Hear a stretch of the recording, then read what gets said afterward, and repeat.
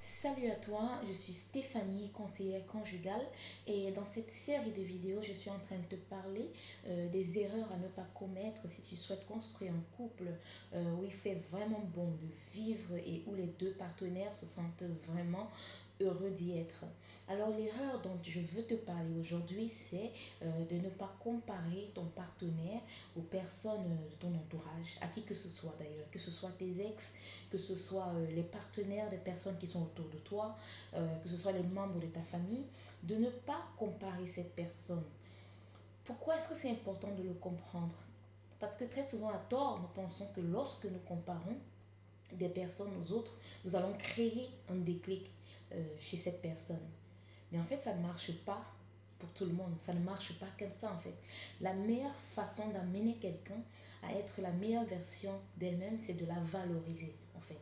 Il faut savoir que lorsque tu compares cette personne à une autre, en fait, tu renforces ses insécurités, en fait. Cette personne, elle se sent, tu es en train de lui dire, en fait, indirectement, même sans en avoir conscience, qu'il est inférieur à une autre personne. Tu es en train de lui dire qu'il n'est pas à la hauteur, en fait.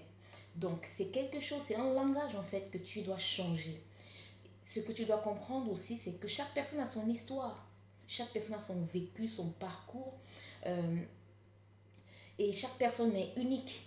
Donc, on n'a pas forcément besoin d'être exactement comme les autres, mais on a simplement besoin de savoir en fait accepter nos différences et savoir s'apprécier dans nos différences et de pouvoir faire de nos faiblesses en fait de nos forces.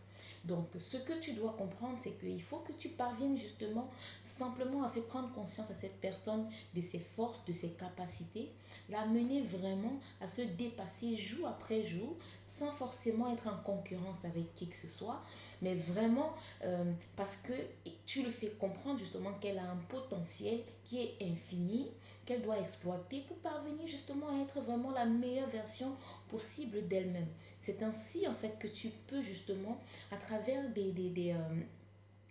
enfin, une attitude vraiment positive, une attitude d'encouragement plutôt que de comparaison, que tu vas amener cette personne vraiment à atteindre justement le niveau justement de responsabilité, de maturité, enfin, cette transformation que tu attends d'elle, c'est à travers justement la valorisation de ses qualités, en fait, et de son potentiel, pas en comparant à une autre personne. Et ce que tu dois aussi savoir, c'est que lorsque tu agis de la sorte, la personne se sent mal aimée, elle se sent rejetée, elle se dit que tu l'acceptes pas, en fait.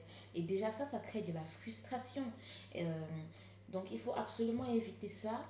Ce que tu dois faire, c'est simplement parvenir justement à montrer à la personne que tu l'acceptes déjà telle qu'elle est, mais tu crois en elle, tu crois qu'elle peut être une meilleure personne et la mener petit à petit à se dépasser et aller au-delà de ses limites en fait. Donc c'est ça que je voulais partager avec toi aujourd'hui, simplement.